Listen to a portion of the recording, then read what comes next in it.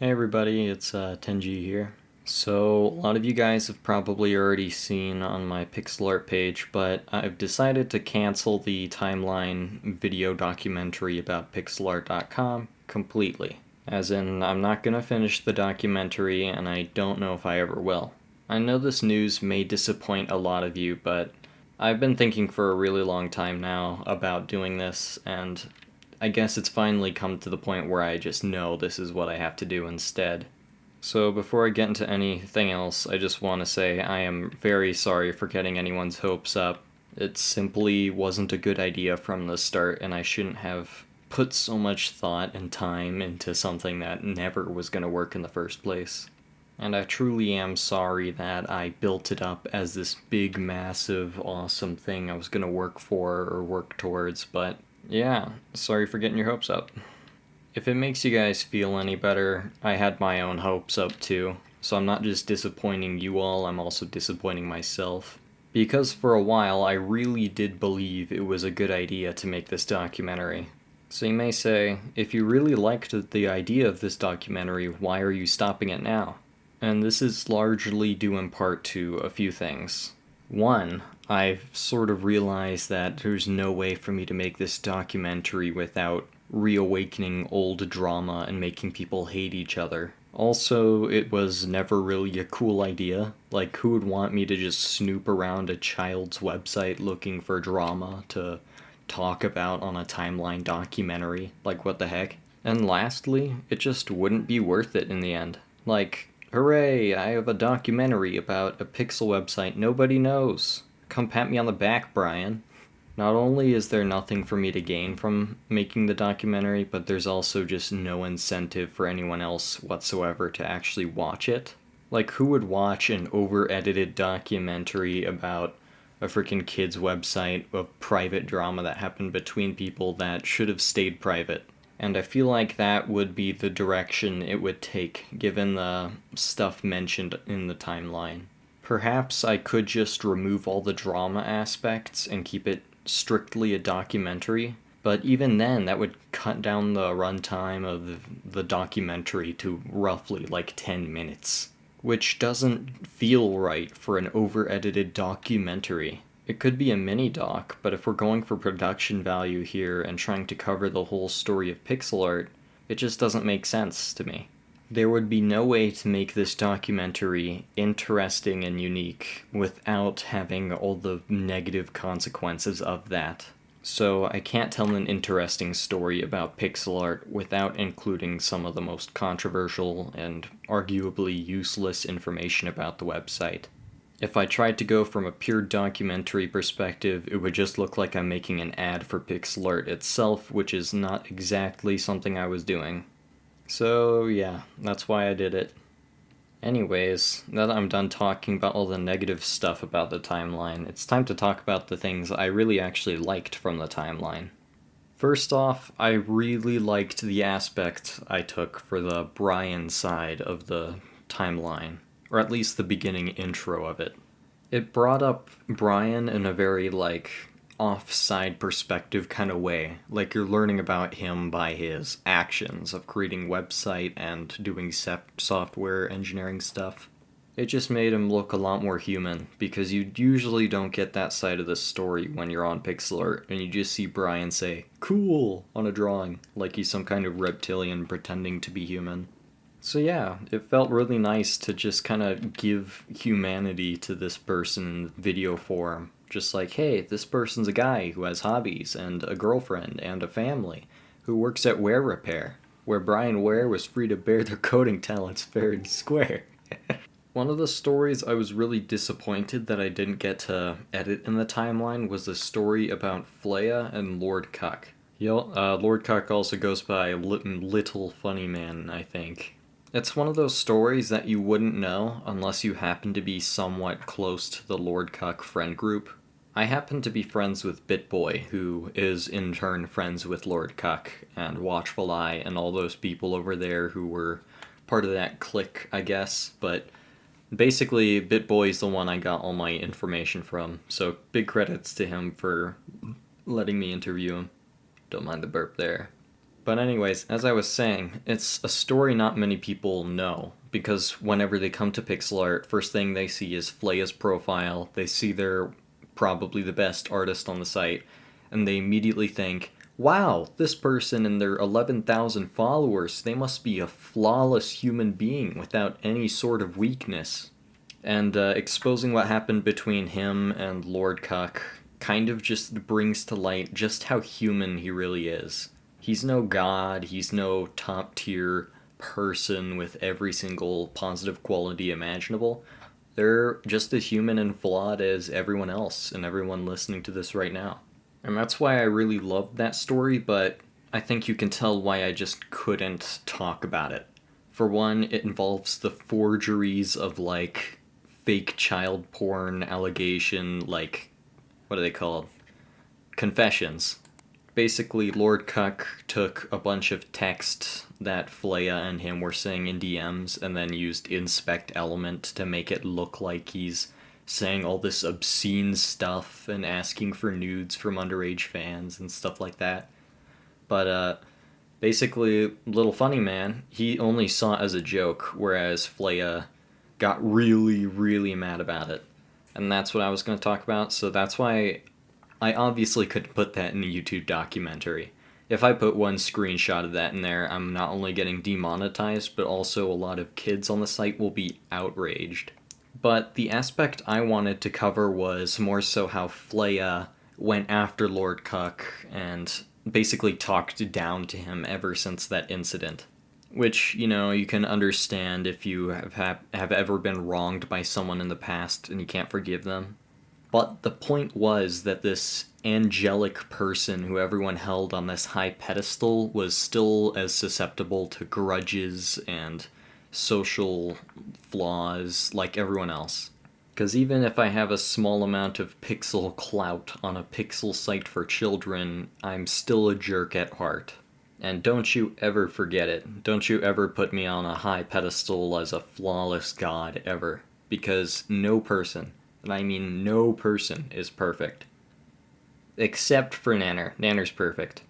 Another thing I really liked about it is how on the timeline I made a little bullet note for every single person I could remember when exactly they joined on the timeline.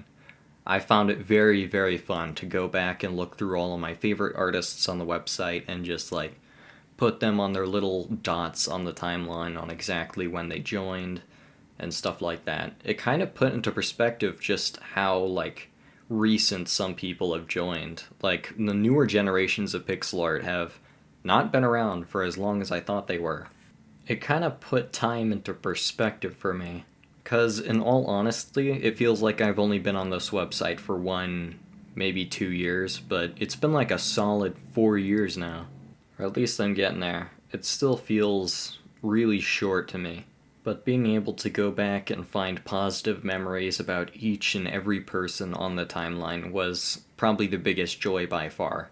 I remember going back through my following and followers pages looking for people I recognized and, like, just slap them on the timeline. It was like finding little happy memories from all across the internet. Just like, hey, it's Watchful Eye, I'll put him here. Hey, it's Bitboy, I'll put him here. Hey, it's Dragonkey, I'll put him there. Hey, it's the Silent Artist, and so on. It was a lot of fun. Like, I got to basically remind myself of all the beautiful creations everyone on the website made. And even some of my own that I've forgotten about. Recording the voice lines for every single person's introduction on the timeline was also pretty fun, because it felt like I was creating a Smash Ultimate trailer of some kind. Like, everybody's here, everyone's on the timeline, all your favorite pixel artists. It was very fun. And I feel like there was a big joy in other people in, like, waiting to see if they were on the timeline. Seeing me update it day by day, releasing a new PNG of the timeline or whatever, and looking for their name on it. And then I figured that was probably the most fun part by far for everyone else. Because whenever I updated the timeline, it was always a question of who's it going to be next? Is it Eclipse? Is it Nannerman? Is it Downgraded? Is it Archeray? And so on. It was fun. It was hype. So yeah, those were the good things. Anyways, for the rest of the post commentary, I'm just gonna reminisce and answer a few questions I get online and anonymously about the timeline and what I'm gonna do after. The first question was sent to me via my anonymous messaging board, and it says, if I were to have more free time, would I still work on the timeline? That one's a bit tricky because it's implying that all I need to work on the timeline is time, but that's not necessarily the case. You see, the timeline not only requires time, but it also requires my computer's power, it requires good internet to upload, it requires a bunch of different technological and emotional factors that are beyond my control. Because not only do I have to cross my fingers hoping that it's going to be a day where Xfinity Wi-Fi doesn't completely screw me over so I can't upload squat to an online database for preservation purposes, but I also just have to wait it out until like a day where I'm not feeling in too much pain to where I can talk for a few minutes on the timeline video. To put it simply, if I'm going to work on anything, I'm going to make sure it's going to be something I actually really, really want to do. I'm hoping to make some more like off-the-cuff stuff now that I have more time, and now that I've finally got the timeline cancellation off my chest, so that way I can finally work on other things. But maybe in some distant time, when pixel art becomes bigger than it already is, maybe I'll chip in a documentary sometime in the future, who knows. Speaking of post-timeline projects, the next anonymous question says, do I have any big projects that I've decided to put the timeline aside to work on? The answer to that one is a bit tricky. It's a no and yes from me. No, as in I haven't actually set anything in stone just yet. And yes, because I have written several drafts and improvised scripts on the spot for video ideas that I really wanted to make. But those projects technically haven't begun any stages of further development past that, so it's like hardly even a project at all. But I've gotten the theory crafting down to a point where if I ever do start one of these big projects I'm thinking of, it's going to be very smooth sailing. Some things to look forward to are video essays from me, a potential horror ARG web series video series of some kind involving me reading my own poetry, and potential very abstract storytelling sequences from my stories, including Armageddon and Gary and Prismore's backstory and other stories I haven't told you guys yet. The most likely ones are those storytelling ones in the web series ARG, but I can confirm there is one decent video that's coming out kind of soon. It's about Roguelands, a 2D roguelike platformer, kind of like if Terraria and Magicite had a baby. It's a very small and, in my opinion, underrated niche game that not many people have heard about, so I feel like it's the perfect subject for an awesome video essay of some kind. So yeah, stay tuned for that. Artman Oil asks, what were the hardest things to learn about for the timeline? For that, I'm gonna have to say the exact date people joined in like 2015-2016 era. Basically, there was this big glitch that happened on pixel art and most other online websites where if you pass a certain day, it would basically change everyone's join date to a very, very specific date. It was like November 13th, 2015, I think, or something like that. But it made finding the exact join dates for people like Flea and Lord Cuck and a few others very, very difficult, because if you look at one source, it says this glitched out date, and then if you look at another source, it says something very, very vague, like I joined late in the year. So it was very, very hard to get a good timeline. So the only way to properly document all this information was to go around asking people in Discord DMs and publicly on pixel art. So I ended up asking Lord Cuck about a few things and stuff like that. And also I happened to discover a forum post by Flea from back in the day. It was like Flea's fun facts about pixel art or something like that. And I found it through Username Here. Username Here just randomly posted the link on my feed one day, and I was like, yo, that's a sick source. I'm gonna cite that for like the entire beginning portion of the timeline video. Like that one video was responsible for me pinning the dates on a bunch of glitched out profiles, including Vestar, Slinky, Lord Cuck, Flaya themselves, and so on. So that one post, it was a big gold nugget. That username here just dug up, and I happened to find it and take it for myself. Thank you, username here. As for the story that's like the hardest to find or to like get to, I'm not really sure. I guess it would technically be the Pick beef, because the drama between top artists on Pick and Pixel Art were very private on Pick, I think. Most of it occurred on, was it Lamino Pixel's wall or was it Jankovic's wall? I forgot whose pick page wall it was on, but basically Flaya and like Jankovic are going back and forth talking about, oh, it's not good for people to leave their friends to go to pixel art instead of pick and stuff like that. And that part was kind of hard to find because you wouldn't know where to look unless you happened to be part of the pick community around that time, which was as far back as like 2017, 2016-ish. So it was a while ago where like all this went down. So most people out there who would try to research that part of the timeline would not get any of the info that I had because I was there and I was a key witness and a primary source to myself. So that made it easy, but technically it would be the hardest part to find. Next question is from Dragonkey. Dragonkey asks about how much of the timeline was completed before cancellation, and if any, can we see it? Unfortunately, not a lot of it was visual. I did make like a few edits to the final prototype of the timeline. I might have posted them to the pixel art page, but even then, that's already like a year out of date because that one cut off right at the end of like 2020. So I'm not even sure if it'll be anything new. It'll just be like people like Eclipse and Archeray and a few other newer people joining. I think Nannerman was on there as well. A lot of the like pre-production that was going into the documentary was me just re-recording audio over and over and over again. I was a bit of a perfectionist, and I saw the audio from the first couple takes were it was abysmal audio. I had like a very crappy mic and no audio foam at the time. So I basically recorded the entire timeline documentary with a sucky setup. And then on Christmas Day of like 2020, I got a whole bunch of audio stuff. So I was like, okay, I have to re-record everything. And that's why the timeline took so long to get to this point, because I was busy re-recording like tons of things and then having computer issues happen because of my new setup that I wasn't used to and so on. So all of the timeline recordings that I was able to save and archive before anything bad could happen to them, that I put them on my SoundCloud, which if you're listening to this from SoundCloud, you can check out my profile. Or if you're listening to this from YouTube, you can check out the link in the description down below.